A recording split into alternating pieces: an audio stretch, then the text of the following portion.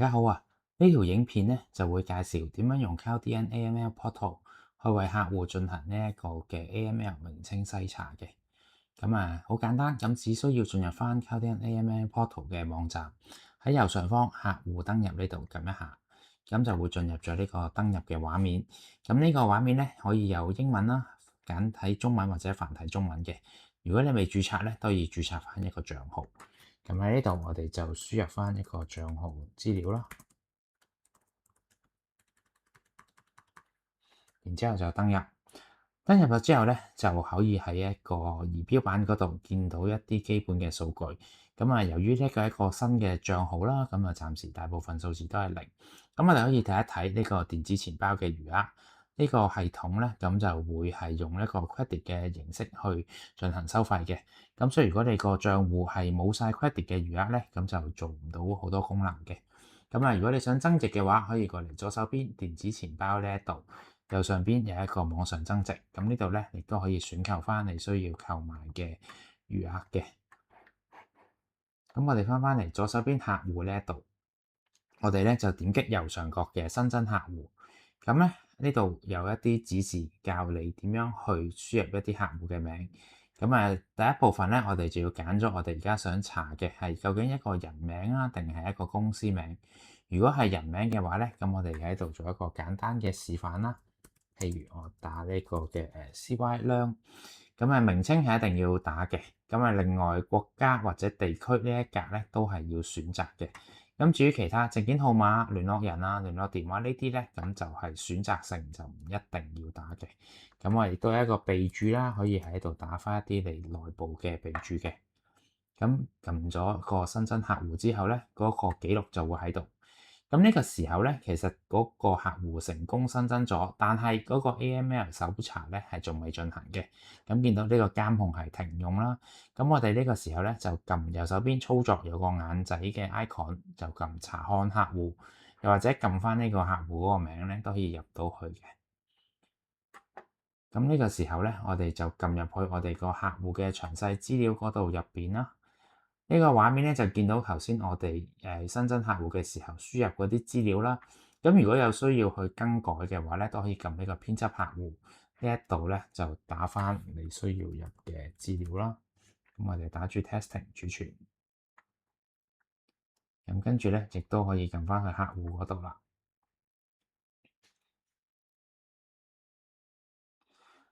下一步啦，我哋就見到左手邊呢一個監控咧，而家係 disable 嘅，而你亦都見到右手邊啦，呢個 AML 名稱篩查及持續監察記錄都係未有任何記錄。我哋呢個時候咧喺左手邊撳一撳個啟用個掣，呢度咧就會確認一下嘅。撳完之後咧，嗰個系統咧就會再去重新再入一下啦。呢個時候我哋等大概幾分鐘啦，咁就可以等到個報告出嚟㗎啦。見到畫面右手邊都有粒掣叫做重新再入嘅。而家呢一刻係由於啱啱去啟用啦，就未有報告字，所以見到未找到記錄啦。我哋試下撳一撳重新再入。一般嘅情況咧，喺幾分鐘之內咧，其實都會見到有一個新嘅報告可以出到嚟㗎啦。好啦，我哋重新再入咗之後咧，就見到啦，喺2026年8月27號18點53分52秒，呢個時間咧就要為呢一個搜尋名稱就揾到有一個結果。我哋撳一撳呢一個操作個眼仔 icon 查看報告，撳入去嘅話咧就可以睇到詳細嘅。留意啦，搜尋結果咧係數字1以上咧先至會有資料。如果個數字係0嘅話咧，隔離呢一邊咧就會係空白嘅。好啦，呢個情況咧就見到嗰個搜尋結果1，呢度就會係 case 1啦。如果個搜尋結果係2或者3或者以上嘅話咧，呢個 case 嘅版面咧就會繼續會加落去，會有 case 2、case 3咁樣去加落去嘅。我哋睇翻我哋而家面對呢一個 case 啦，CY 啦，究竟同搜尋出嚟嗰個結果，我哋就要對一對係咪真係我哋面前嗰位客戶啦。因為有機會咧就會有一啲名稱咧係寫法類似、拼音類似，或者佢個語言都會係接近嘅。呢個時候咧都會有個 AI matching percentage 去協助大家去識別翻究竟我個客戶個名同而家搜尋出到嚟呢一啲結果個名係咪一樣啦。咁譬如呢個例子啦，咁啊 CY 啦，佢搜尋到出嚟咧就係呢個分類 PDP，即係個政治相關嘅人物。咁亦都有其他嘅資料係可以睇到出嚟啦。咁啊，留意翻啦，呢一度揾到出嚟嘅資料咧，全部都會係一啲叫公開嘅資料，包括係嚟自一啲政府嘅網站啊、一啲新聞啊、傳媒啊、社交媒體上面嘅資料，全部都係屬於一啲公開資料嚟嘅。咁呢度咧就其實簡單已經完成咗一次搜尋嘅記錄㗎啦。咁如果我哋咧想將呢一個記錄下載一個 PDF 檔案喺我哋嘅自己電腦或者公司 server 備份咧，就撳右手邊呢一個下載 PDF。咁一下之後咧，就會 download 緊一個報告，咁咧馬上咧就已經係生成咗一個報告出嚟啦。咁點擊佢嘅話咧，就可以打開到個報告出嚟啦。咁呢個報告嘅內容同就係一個 PDF 嘅格式。咁內容方面咧就會同頭先喺個網頁畫面見到嘅資料咧，其實就係一樣嘅。咁呢份報告咧就可以去做一個嘅離線嘅備存嘅。好啦，咁我哋搜尋完之後咧，可以翻出去上一頁啦。上一頁咧就見到我哋呢個持續監控已經係開着咗 Enable，同埋右手邊咧呢一個持續監控記錄咧，其實今日啱啱 search 完咧就會得一行。咁由於個系統亦係自動開咗個持續監控記錄啦，咁喺隔一段時間，可能2日、3日，甚至乎1個月之後咧，就會見到咧呢一度嘅行數咧係會多咗嘅，就係代表多咗個持續監控嘅記錄。咁如果啲資料係冇變動嘅話咧，咁佢都係會有一個一模一樣嘅數據顯示翻出嚟，可以撳入去，有翻唔同嘅搜尋日期可以睇到啦。咁如果一啲資料係有變動嘅，可能個搜尋結果個數字唔同咗，又或者個數字都係一樣，但係入邊啲資料都唔同咗嘅，咁呢度亦都可以喺上面睇到。咁第二個常用嘅功能咧，就係呢個 eKYC 驗證啦。咁撳咗佢之後咧，其實個系統都要你確認一下。確認咗之後咧，佢就會有一個叫做 eKYC 嘅驗證嘅連結去產生咗出嚟嘅。咁我哋就等一等嗰個系統去產生呢一個連結。咁啦，產生咗之後咧，呢度你會見到佢會有一個狀態，暫時咧就係 initial，即係準備開始啦。咁今次嘅驗證有一個編號啦。咁我哋將呢一個嘅驗證連結複製咗之後，就可以將個連結去發送俾我哋嘅客戶。咁大家都可以用翻例如 email 啊、WhatsApp 啊或者微信 send 翻俾你嘅客戶。咁等佢可以喺佢嘅手機嗰度去打開呢一個連結咧，就進行呢一個嘅身份驗證。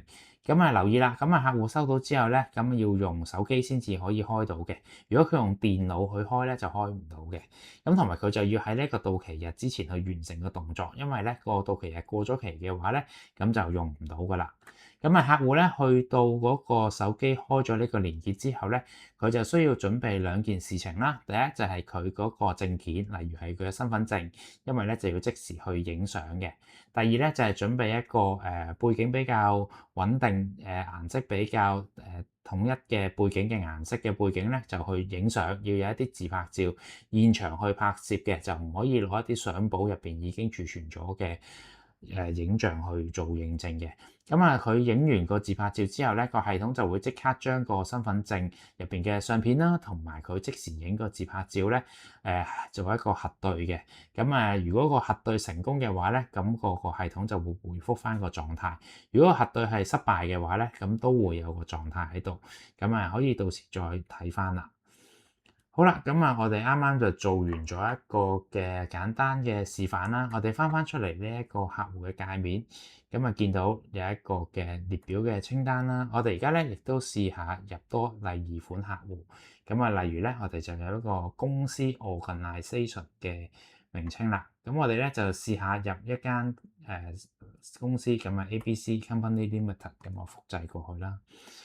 假設呢間公司唔係屬於香港嘅，例如我揀係其他地區，我揀呢個嘅台灣啦。呢度我繼續打 testing， 撳新增客戶。嗰個操作其實都係大同小異嘅，同頭先我哋一個 person 嘅情況。撳咗出嚟啦，我哋見到佢暫時呢個監控狀態係停用啦。我哋就撳入去呢一個客戶嘅詳細資料嗰度。咁啊，見到啦呢個監控 disable，我哋咧亦都撳翻個啟用掣。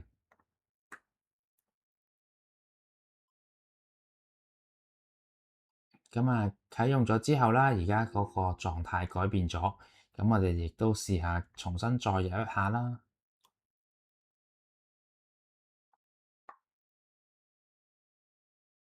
好啦，咁啊見到呢一度有一個搜尋記錄出嚟啦，搜尋結果咧就係零嘅。咁我哋撳入去查看報告。呢份報告咧，佢會有一個嘅搜尋嘅編號啦，亦都可以隔離睇翻個 case。咁由於個搜尋結果係零，咁所以隔離咧就未有任何結果顯示。咁同樣地啦，我哋都可以下載呢一個嘅 PDF 嘅報告。咁咧，大家都可以見到，就算咧搜尋出嚟嗰個結果係空白，咁啊零咧都會有一份報告做一個正式嘅記錄嘅。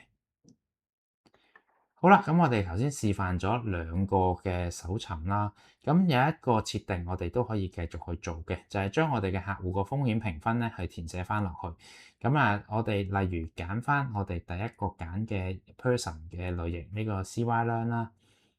假設佢係我哋嘅客戶，我哋見到咧佢頭先嗰個搜尋報告入邊咧出咗一個嘅搜尋結果，亦都確認翻嗰個 case 係我哋嘅面前嘅客戶啦。而佢咧係 PEP 喎，咁咧但係咧咁我哋嘅公司嘅同事去識別完之後咧，覺得佢個風險係邊一個狀態咧，就填翻落去。咁假設我哋而家係填 medium 嘅，咁呢度咧就撳翻更新，咁咧就已經成功儲存咗噶啦。咁我哋翻返去客戶個界面嗰度啦，就會見到儲存咗嗰個風險咧，就係呢一個嘅 medium 噶啦。好啦，咁我哋去另一個客戶啦。咁啊，頭先呢一個 ABC Company Limited，同樣道理撳翻入去個客戶個畫面嗰度啦，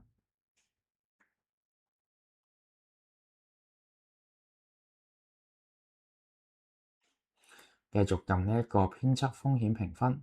咁啊，由於佢個 search case 係零啦，見唔到有任何嘅報告啦，咁我哋就將佢可以去判斷為一個低風險 low 啦，咁儲存咗啦。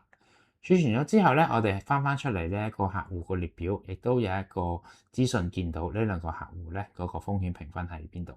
咁啊，除咗喺呢度之外啦，喺個儀表板度咧，亦都有一啲數據統計可以見到嘅。咁啊，例如我哋總共入咗兩個客戶，所以呢度就出現咗2啦。個人客戶佔一個50%，機構客戶佔一個50%。咁跟住高風險嘅客戶暫時未有0%，中風險客戶有一個50%，低風險客戶有一個50%。咁啊，而家監控緊嘅客戶咧就有2個。好啦，咁啊，仲有啲咩基本嘅操作我哋有機會會用到咧？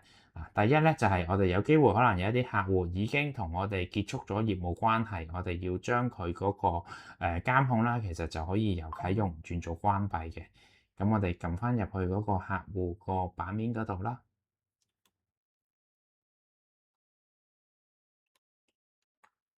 跟住咧喺監控呢一度有一粒掣，咁啊撳翻佢做 disable 啦，咁啊再確認。